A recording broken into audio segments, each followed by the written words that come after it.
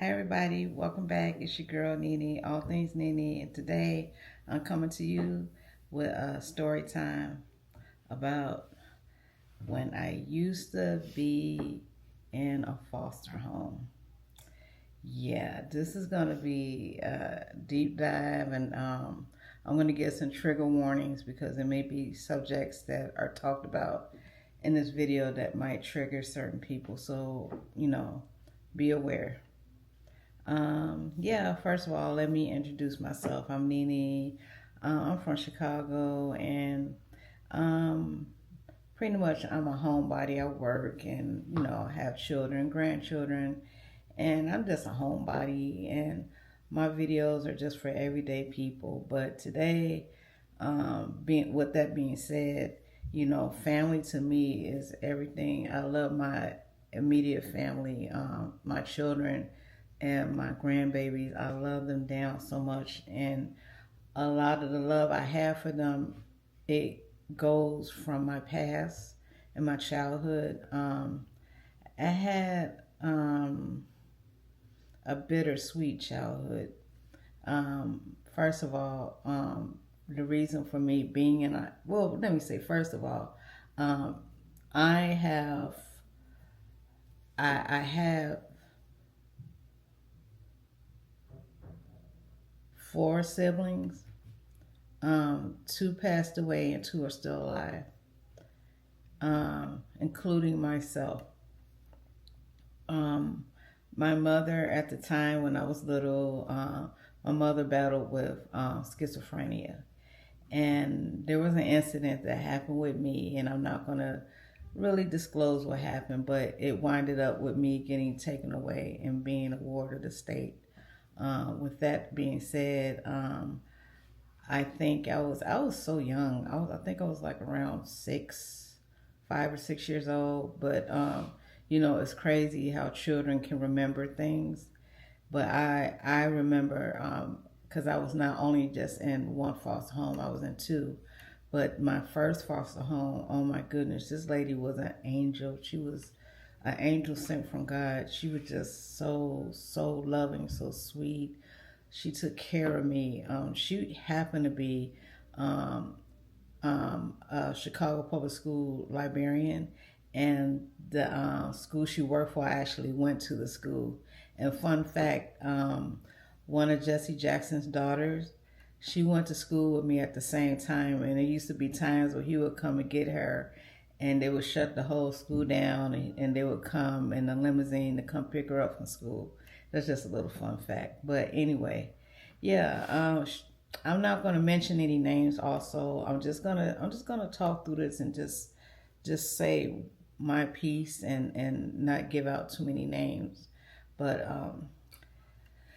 this foster mother, she was up in age, and but even though she was up in age, she was the sweetest woman in the world to me. I would never forget her. You know, she took me to. I live in Chicago, and at the time, she would always take me for Christmas to see Santa Claus at Marshall Fields, but it's called Macy's now. But back in the days, to show you how old I am, it used to be Marshall Fields, and she used to take me to the Walnut Room for breakfast with Santa, and she'd buy me all the nicest clothes from Marshall Fields and just everything. Like she took me to the ice capade, she took me to the zoo, she took me to the circus every year when they came. She even took me to take charm school. And I know I'm really telling my age now, but charm school was basically teaching young ladies how to be ladies and how to eat and how to sit and talk. And I had did so well that actually I had got chosen to model. But my foster mother at the time, she didn't think that would be good because she wanted me to be focused on my education, which now as an adult, I understand fully. So time went on and everything was great. But all of a sudden, I had at the time, which I didn't know also, this is another thing about, me being a foster home.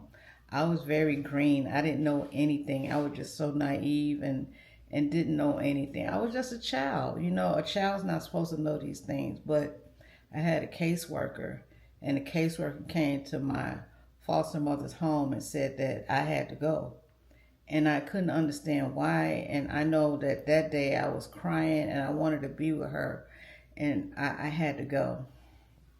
So with that being said, we took a ride and we went all the way into, at this time, I didn't know when I was a child, but we were in the suburbs of Chicago. I'm not going to say which one, but it was a South Suburban home of another foster mother. And this is where the hell begins. Um, my casework at the time, he introduced me to her, and she was so nice. She had a big home. It was about a 3 bedroom. It had a basement, a garage, and it was really nice. A backyard, big backyard, a patio. So he introduced me to her and said that she would be my new foster mother. And, you know, she gave me a tour around the house and treated me so nice, gave me cookies and some candy. It was so sweet. And she told me to go downstairs in the basement where the family room was and watch cartoons. And I guess they were upstairs talking in the living room. And so like 20 minutes later, you know, the caseworker came and told me that, you know, that I want to be here and that everything is going to be all right. And that was it. He closed the door. And when he closed the door, that was it. This lady told me, she said, first of all, I'm going to let you know you have no family. You lucky that you are here. And whatever I say goes. Now, as a child, coming from where I came from, my other foster mother, I was confused and I didn't understand. And for lack of a better word, you know, I just felt like I had freedom, as not freedom, but basic, you know, just being a child, just being myself as a child. But with her, she didn't play that. Like, I'm just gonna say, throughout my residency with her, that it was a basic Cinderella-like. So I was Cinderella, and she was the Wicked Witch. So she had a daughter, and her daughter was a teenager at the time. At this time, I was probably around 10 or 11. And she had a teenage daughter. Her teenage daughter was like, she was like a junior in high school. And she worked too. She told me, she was like, you know, this is gonna be a room, and around here you're gonna do what I tell you to do. First of all, you're gonna have chores. You're gonna clean the kitchen. You're gonna clean the living room. You're gonna clean everywhere in this house. That's what you're gonna do, and whatever I give you, that's what you're gonna eat. Then I proceed in the to look in the kitchen, and I see her putting a chain on the refrigerator. She told me that, you know, you are not allowed to go in this refrigerator at all. You don't pay for nothing. You are just here and be lucky that you have a roof over your head. My first meal with her at her house, actually it was a little funny because I was unpacking my stuff and I smelled chicken, like she was frying chicken. I was like, oh, good. You know, I guess we're eating chicken tonight. Oh, I can't wait. Get in the kitchen, time for dinner. Why I got a big old bowl of, I think it was Great Northern beans. I don't know, but I didn't eat it. I had a big old bowl of Great Northern beans, a big old hunk of cornbread, and a glass of water. First of all, to this day, as a big grown adult, I hate Great Northern beans. I sat there and ate all the cornbread, drunk all the water, but let those beans sit in there. Do you know this lady kept me sitting there? It had to be like from 5 o'clock until like 7 o'clock or 8 o'clock at night. I was not going to eat that, and I was like, nope. And she was like, oh, you stubborn, okay. She was like, that's all right, because you'll see him again. She was like, go to bed. Okay, I'll go to bed. And while I wake up for breakfast, lo and behold, them beans is right there ready for me to eat. I was like, wow, this is crazy. And as a child, looking back at it now, I man, it was just rough. It was rough.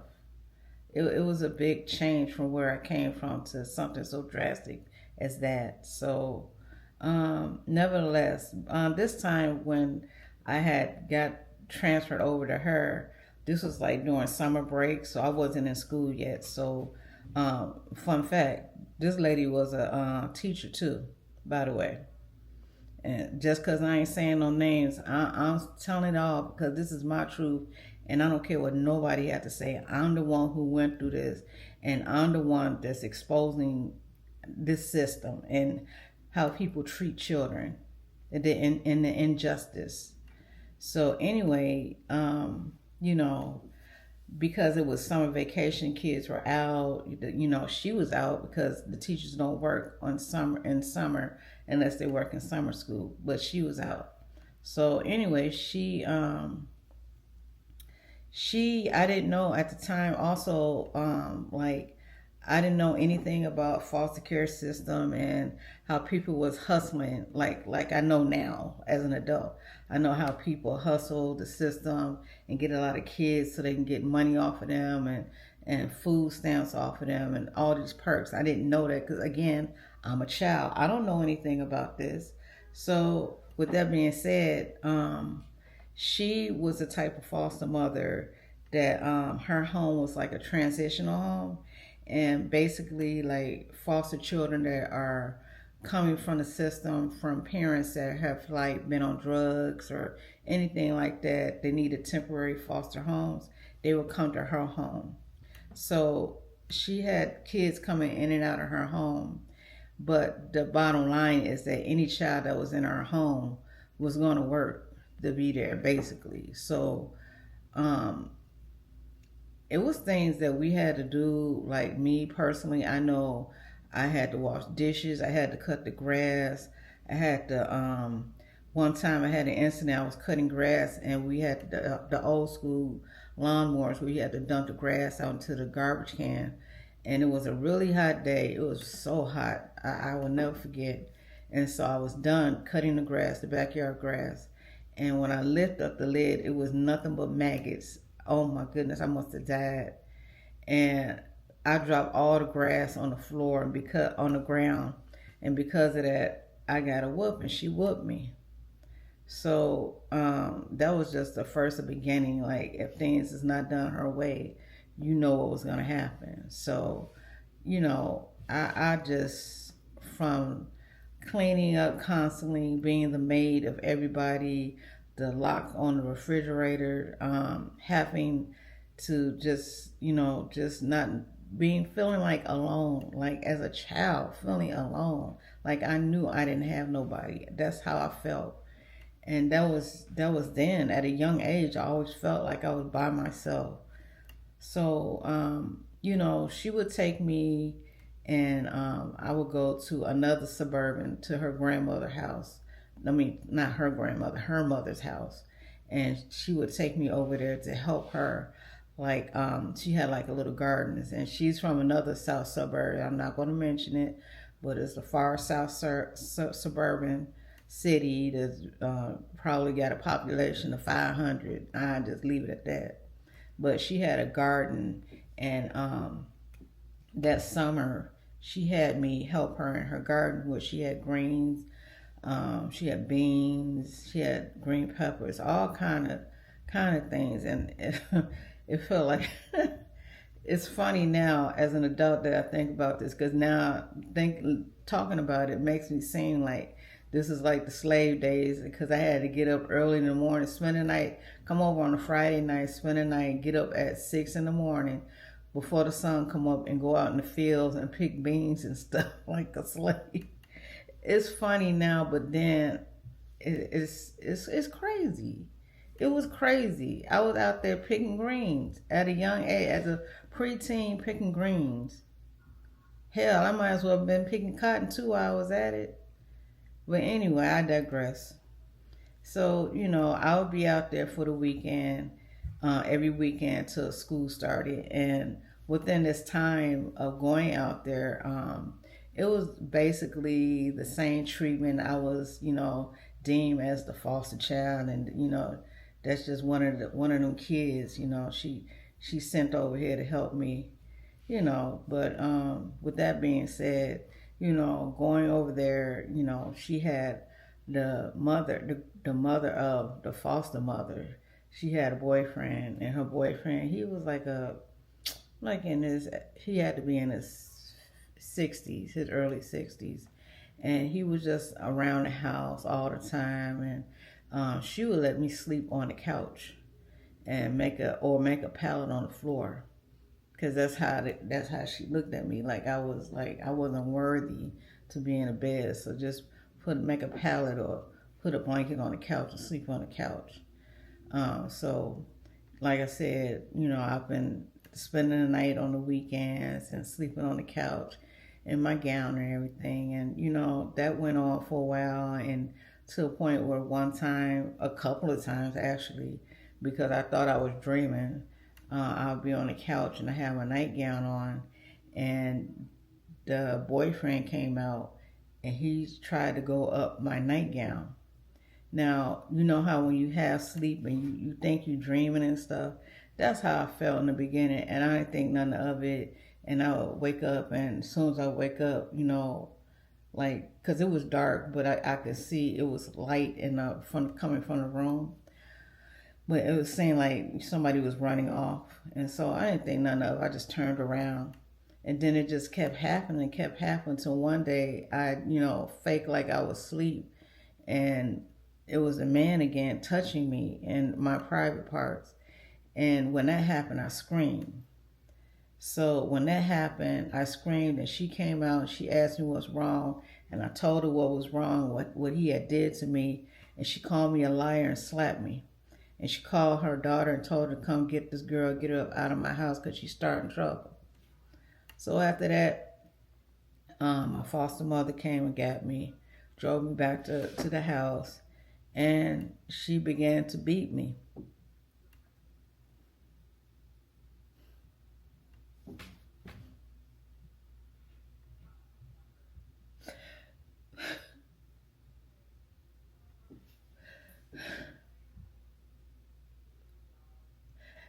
As a child, I had no one to help me, and I had to deal with this. And again, it was such a shock from coming from such a beautiful home to this abuse. Not only physical abuse, but sexual abuse. And no child has to go through.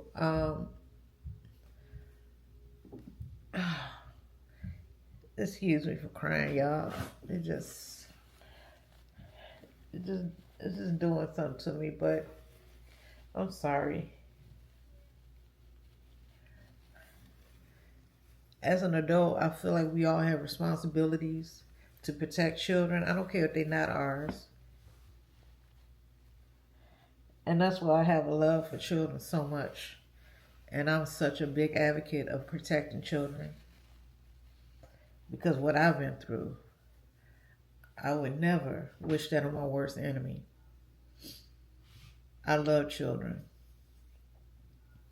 And as a woman, a black woman at that, um, for you and to have a daughter, and to have a daughter also, for you to sit up there and abuse me and say that I'm lying and just disregard my feelings, it's horrible. How can you live with yourself as a woman, as a black woman, as a mother, as a human being? How could you do that?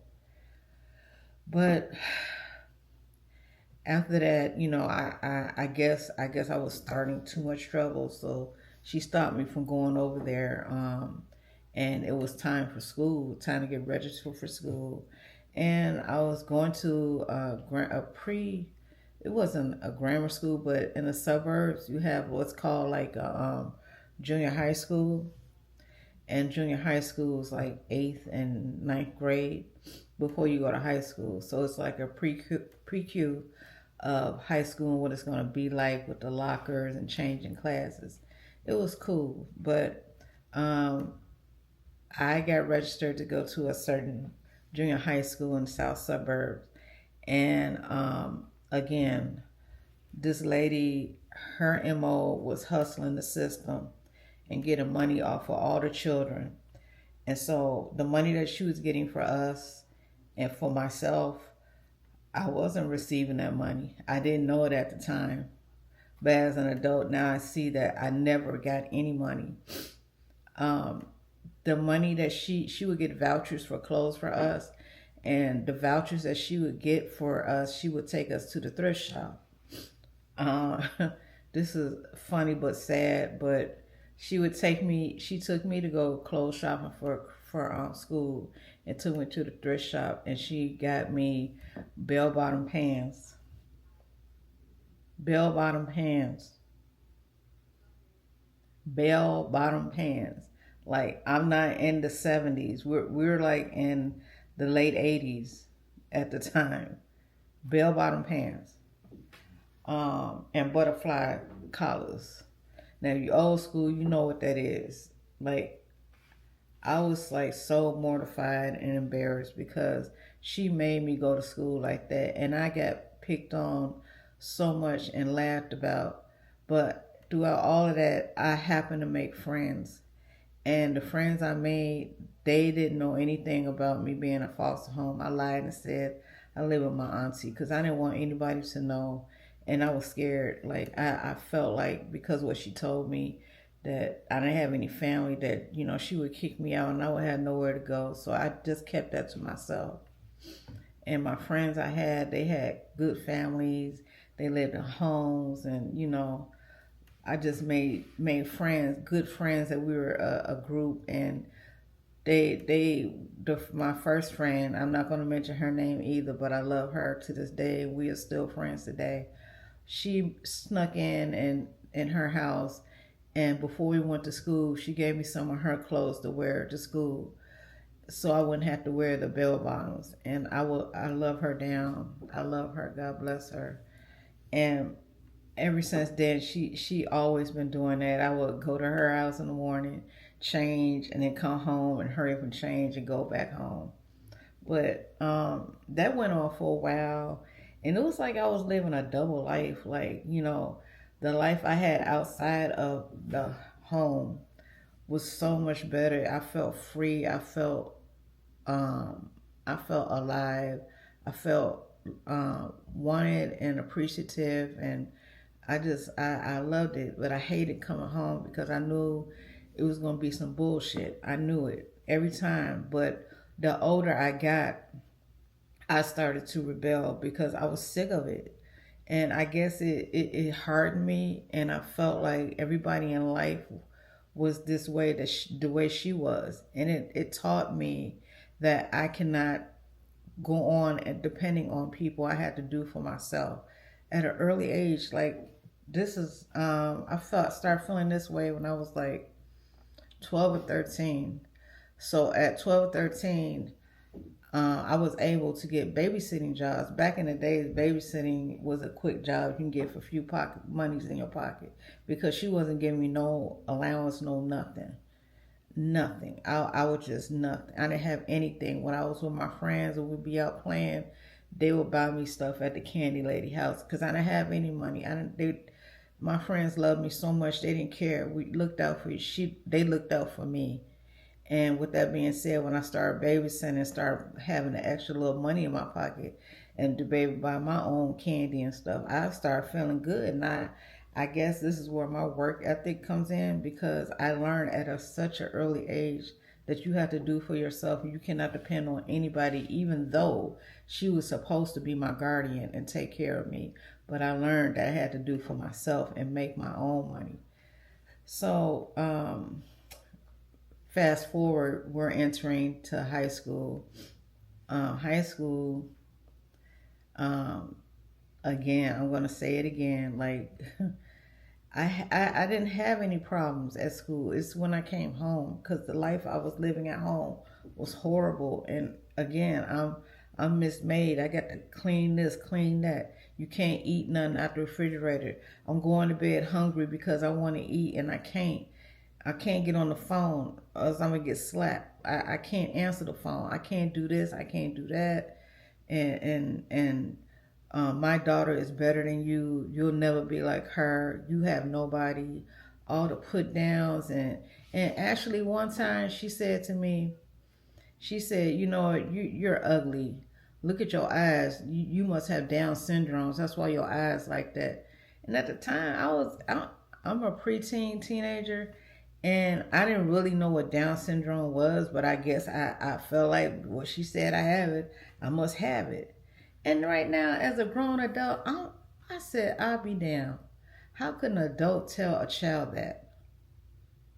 That is so disrespectful for children that have Down syndromes and for children that don't. Because why would you degrade them and say that about them? You don't know anything about them. You're just taking this child in and taking care of them, and you're going to degrade them like that and make them feel that way? Because I felt like that. I was like, Dad, I got Down syndrome. My eyes big. Not knowing that eventually later on in life, when I met my family, the big eyes is a part of our family. We all have big eyes, except my daughter. She don't have big eyes, but we have big eyes, and that's a feature in our family. But anyway, it was a lot of things like that it pissed me off, and all I kept thinking is about, I gotta get out of here. I gotta get the hell up out of here because I can't continue to live like this. I can't. I have to do something. And um, when I was in high school, all I kept thinking about is when I graduated high school and what am I gonna do? Where am I gonna go? Because I don't know what to do. I don't know if she's gonna kick me out. I don't know how I'm gonna survive. I have nobody. I have no family. But I got to make a plan. So when I was in a freshman in high school, that's all I was thinking about, making a plan of my escape to get out of there. Um, Actually, my freshman year in high school, it was I think it was army recruiter across the street from the high school, and they used to always come to high school trying to recruit kids, the juniors and seniors, and I would see that each year. And when I was in my sophomore year, I was like, you know what? That's gonna be it. That's gonna be my way out. When I graduated high school, then I can go right into service and I'll be good. I don't have to worry about her or nothing. I'll just go into the service. So that was gonna be my plan. But going through high school again, it was wonderful. It was, as teenagers, you go through the times of you got to look a certain way, and it's. And being from where I was from, I couldn't. Like I said, I didn't have the funds. I was doing babysitting here and there, but eventually I wound up getting a job. But before that, I was involved in activities like I was on a pom pom team and I was on track, and I was just really having a good time. Like I didn't have no problems in high school. Actually, I was kind of popular, but no one knew what I was going through at home.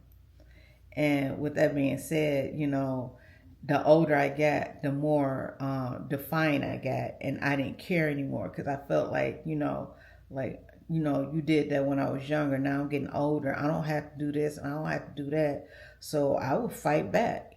Anytime she hit me, I hit her back. I just did what I wanted to do, and I tried to run away because I couldn't take it. And if I didn't clean something right in the bathroom, clean the toilet right, she'll try to beat me in, and we'll just be fighting like Tom and Jerry. You old school people know how Tom and Jerry used to fight on the cartoon. That was me and her. And I couldn't take it no more. Like my junior year in high school, I was offered to have what's called work study, and that's basically you get to. My grades were good, and I was able to work, and I chose to work at this particular grocery store in the neighborhood. And you go to school in the morning, and you go to like 5 classes, and then you get out early so you can go to work, have enough time to do your homework, and go to work. I work like the third shift, no, the night shift, and I was a bagger at a grocery store, and I did that all the way in my senior year. And once I started doing that, baby, the working bug was in me. Like I said, I strongly believe that when I found out that no one was gonna do anything for you and you had to get it from the mud and get your money on your own, that's when my work ethic came in, and I still had that work ethic today. Um, I'm a good worker. I come to work on time. Um, I do what I have to do, and I'm very stable with keeping a job, and I owe that all to what I went through in my childhood, good or bad. That's why I said it's bittersweet. But with that being said, by working the work study in my senior year, which was like my best year, like I was just clowning because now I was making money, and at the time, not to tell my age, but this is the time where we were wearing herringbones, and uh, we were wearing Jordans and the Nike windbreakers and the starter jackets. I had all of that. I just felt like I was feeling myself, and she saw that, and she hated that. She hated that. She would try to have the nerve and the audacity to say, "Well, you getting older, you working, you gonna start paying a little rent." What? I beg your pardon. I ain't paying you a damn thing. Why should I pay you? So she would be doing things like, for instance, with my job where I go after school. It was, and if anybody knows about South Suburban in Chicago, it's like if you don't have a car, it seems like you're gonna be walking a country mile. And the roads at nighttime, which I worked at night times, the roads would get so pitch black you could hardly see. She would not give me a ride. She had two cars. She had two cars, and her daughter had a car. She would pick her daughter up from work and take her to work if she wanted to. She never picked me up from work. She never took me to work. I walked to work after when I was done with my homework, and I walked back home in the pitch black dark. Anything could have happened to me every single day, and get ready for school. It was on time for school every day. Every day. For a whole year. No, 2 years. But my senior year is like, I guess, when I just snapped. And I just said, F it, I don't care. And so this is my senior year, and we're getting close to graduation. And here I am. I actually did the test to be in the Army. I passed the test, and all I had to do was graduate. After I graduate, I can go straight to the military. It was already set. I was ready, and I can't believe it. Like, I can't. Now that I look at myself, I can't believe that I did that. But it was like I had no other choice. Like, I felt like I was stuck, and I had to make sure that my future was okay. So with that being said, I got my friends, I got my job, and everything's going good. And I had noticed that the phone would be ringing a lot, and she would hang up. And like I said, I could never answer the phone. I could never touch the phone unless I had her permission. And the phone just kept ringing and ringing every single day at a particular time. And so I was like, okay, that's weird. What's weird? So I'm going to work, and this one particular night I go to work, and it's almost time for me to get off. And at the time, I was bagging groceries. And like I said, I'm the tough girl. And my heart was like full of stone. I trust no one. And I just felt that way. So one particular night, I was bagging groceries, and there was this young lady. She was like standing by the door, and she was just staring at me. And I'm bagging my stuff up, and I'm looking at her at the corner of my eye.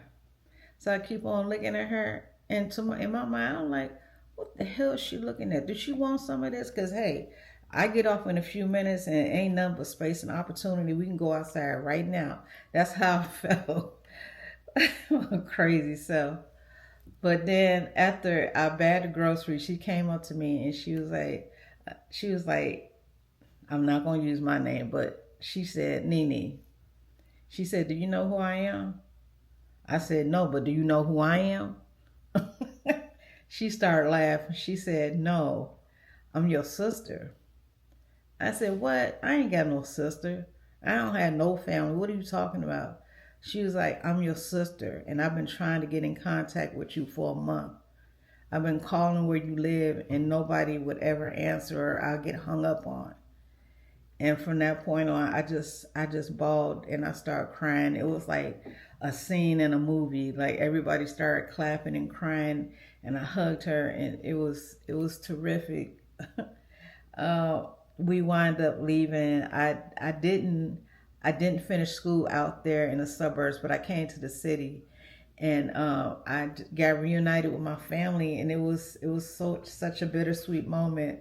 But that's my story time of being a foster home.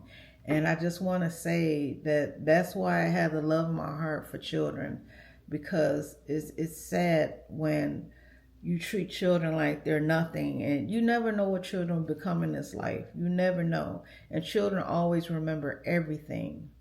Parents, adults, always remember that. Be careful how you treat children, because it'll have an effect on them when they grow up in life. And I'm a woman of a particular age, and it still affects me.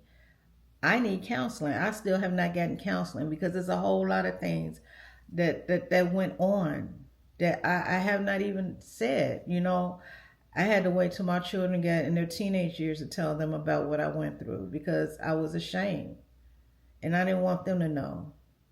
But I just want everybody to each one reach one, teach one, protect these children.